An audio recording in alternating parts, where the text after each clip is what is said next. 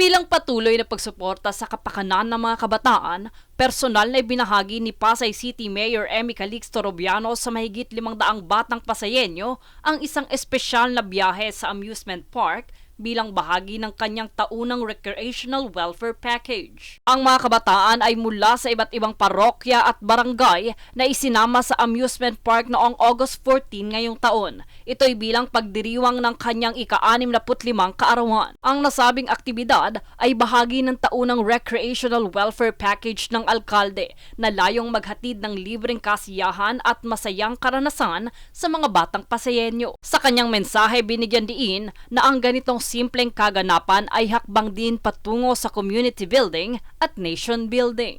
At alam ko na talagang sila ang masigit na magiging apektado sa ganitong mga theme parks upang sila ay maka-develop na kanilang mga sarili. At syempre hindi natin yan pinapabayaan.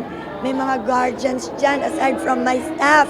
Meron din tayong ina-assign, nire-request ko sa mga churches na pasamahing mga magulang.